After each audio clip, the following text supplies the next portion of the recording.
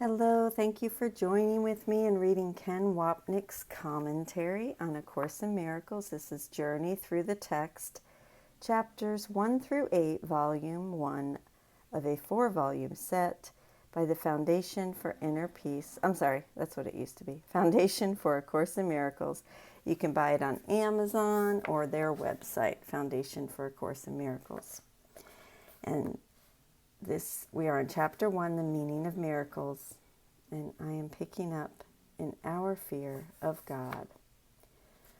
Earlier I commented on the line, "You are free to establish your kingdom where you see fit, but the right choice is inevitable if you remember this." Returning to it now, it is helpful to consider what Jesus wants us to remember. You are free to establish your kingdom where you see fit, but the right choice is inevitable if you remember this. Spirit is in a state of grace forever. Your reality is only spirit. Therefore, you are in a state of grace forever. Atonement undoes all errors in this respect and thus uproots the source of fear. Whenever you experience God's reassurances as threat, it is always because you are defending misplaced or misdirected loyalty. When you project this to others, you imprison them, but only to the extent to which you reinforce errors they have already made.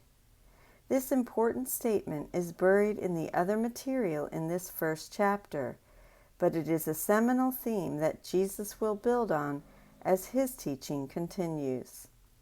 The reason God's reassurances are experienced as such a fearful threat, in this case that our reality is only spirit, is that they represent the end of the ego, exactly what the Holy Spirit told us at the beginning, which we choose against.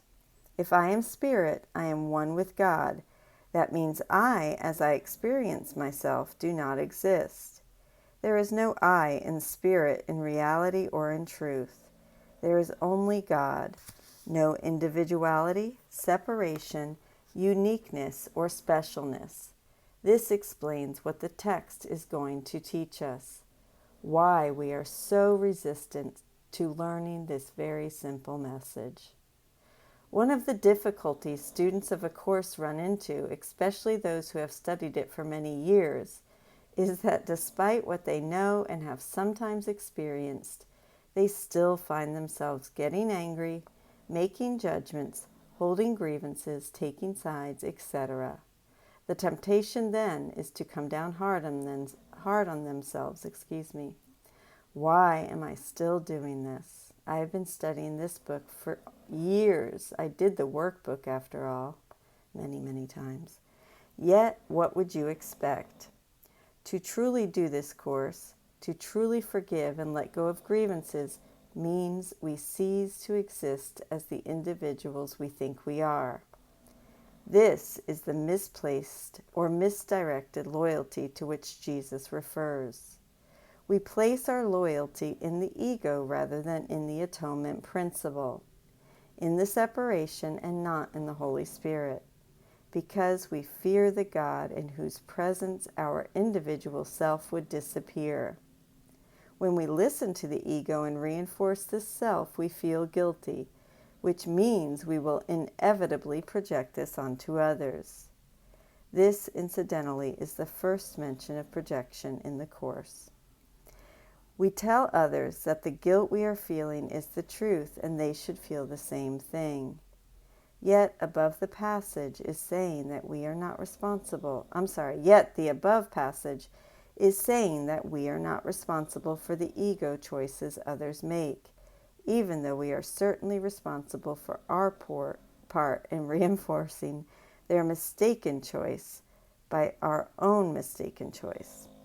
This important idea is briefly stated here, and we shall repeatedly come back to it.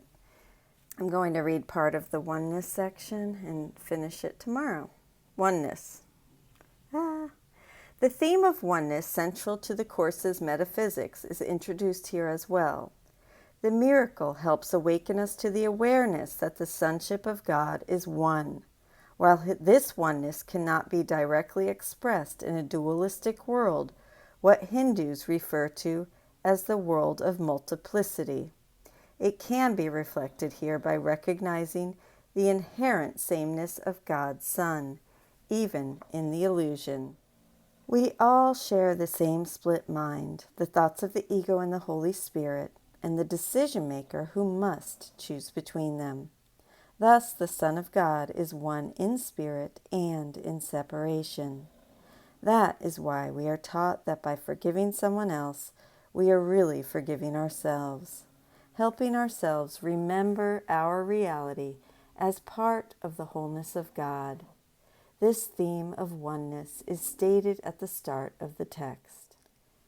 A miracle is a service. It is the maximal service you can render to another. It is a way of loving your neighbor as yourself. You recognize your own and your neighbor's worth simultaneously. Miracles make minds one in God. They depend on cooperation because the sonship is the sum of all that God created. Miracles, therefore, reflect the laws of eternity, not of time. A major theme throughout the 3 books of A Course in Miracles is that we remember our oneness as Christ through seeing another's interests as our own. In fact, no one can be excluded from our forgiveness and love, for that would deny the perfect unity of God's creation. These early statements adumbrate the more significant statements that will appear later. And I'm going to stop there and we will pick up. I love the golden rule. Here, sorry. I'm going to stop there today and we will pick up tomorrow. I love you. Thank you. Have a beautiful day.